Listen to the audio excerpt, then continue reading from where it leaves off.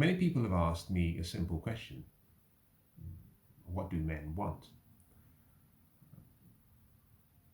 For a number of years, I have shared what I think is a very simple answer. What we want begins with the same letter, S. The first is sex. The second is serenity. And the third is servanthood. Now, I am yet to meet a man who disagrees with those three things. And so I've also been asked a different question, which is, how do men choose their mate?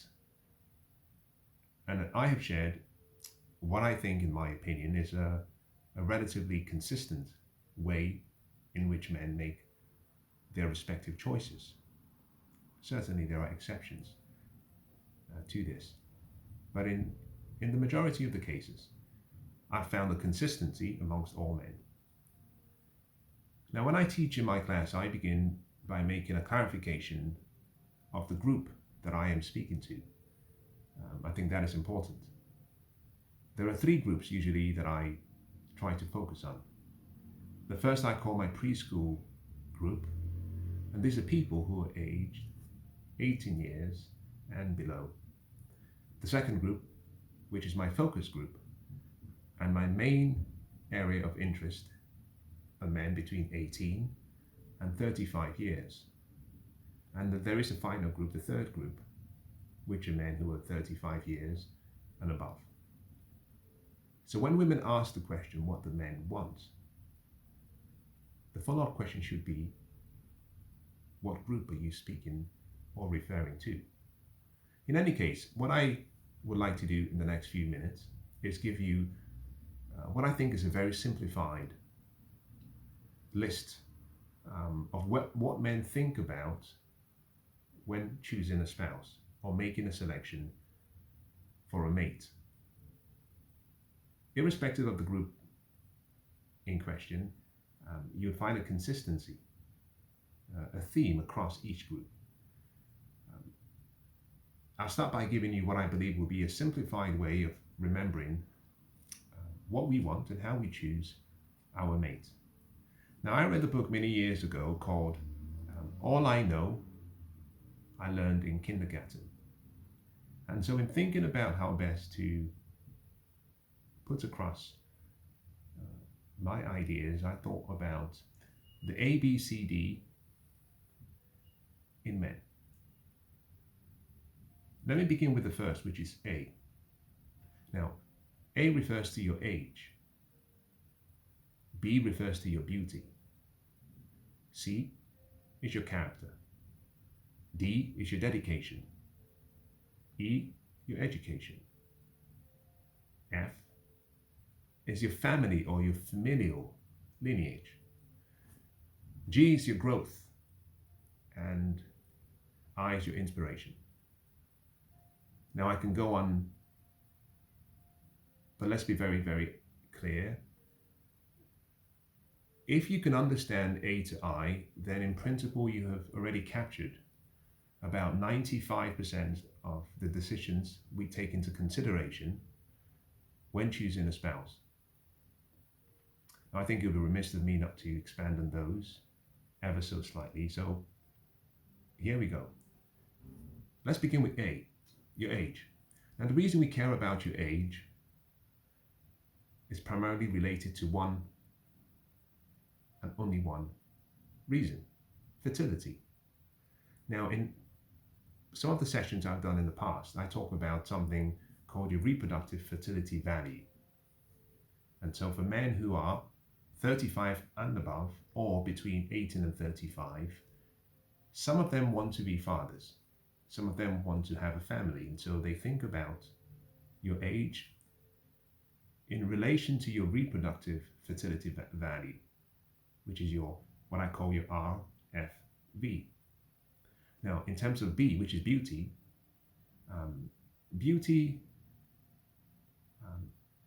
for most men is the deciding factor in choosing a woman. We are drawn to your beauty And beauty has different derivatives. It has youth, it has attractiveness, it has what we call your height to waist ratio. That is something visual. So we are drawn to your beauty, and we do that for a number of reasons.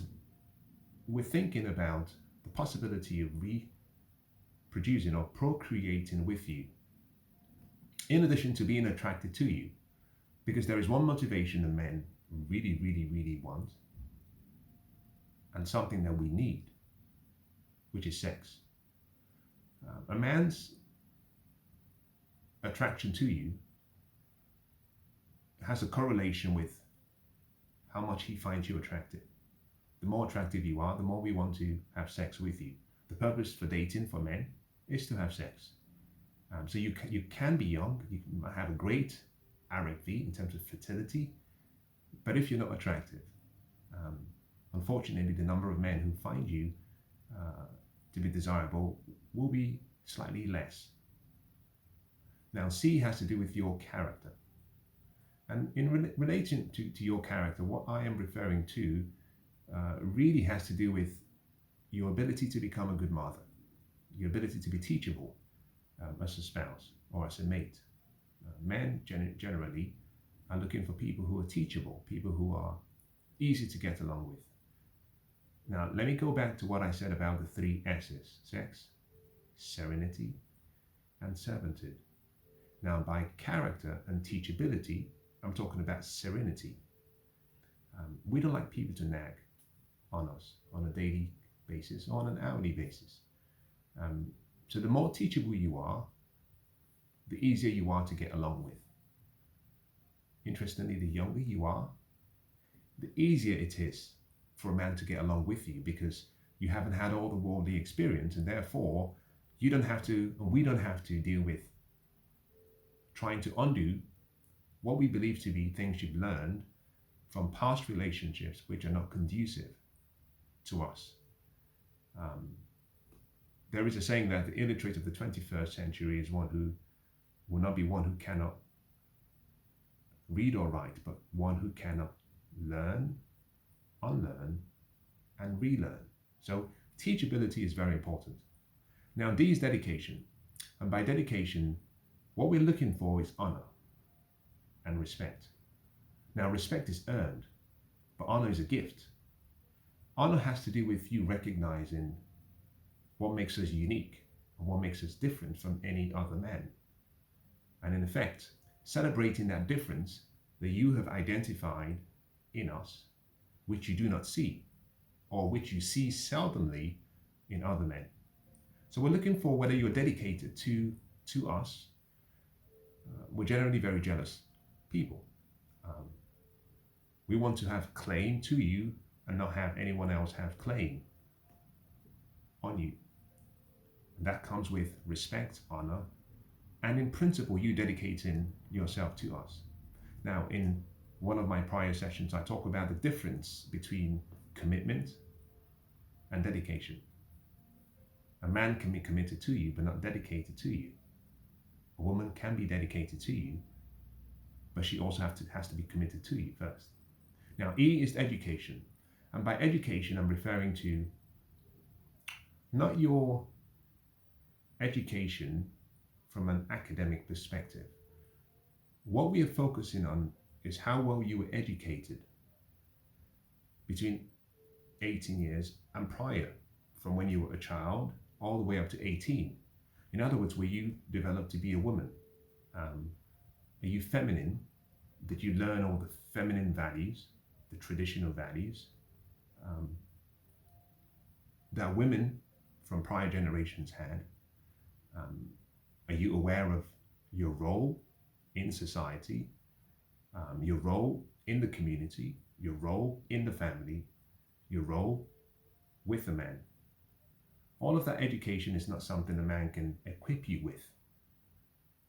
We're not looking for a master's in business administration or a master's in engineering.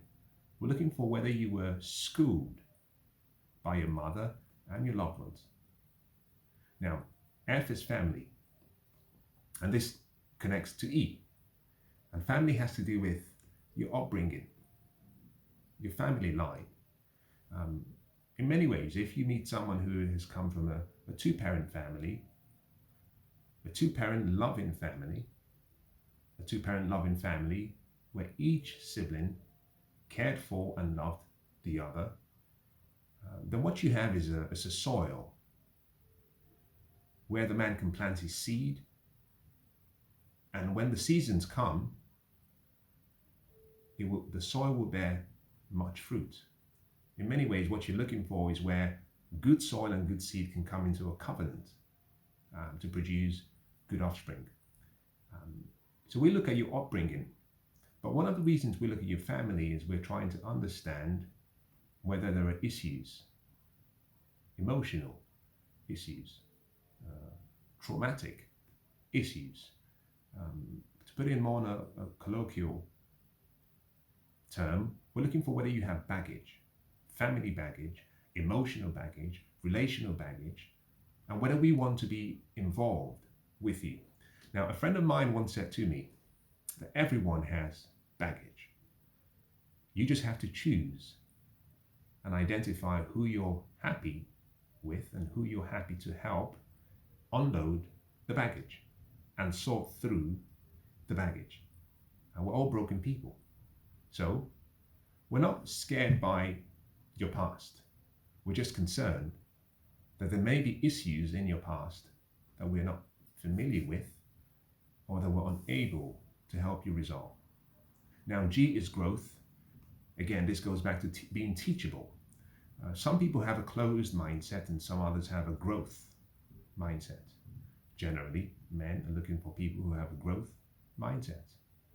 We're adventurers. We like to try new things. We recognize that we grow. We outgrow our former selves. In many ways, men see the world and their relational future like a jungle. We're looking for someone who we can start with from one side of the jungle, recognizing that there will be snakes and there will be poisonous animals, but nonetheless we want to journey through the jungle and make it to the other side in peace without killing each other. And so for someone who has a growth mindset, the journey becomes the experience. The journey becomes exciting. And finally, I is inspiration. Do you inspire us? Are you inspiring?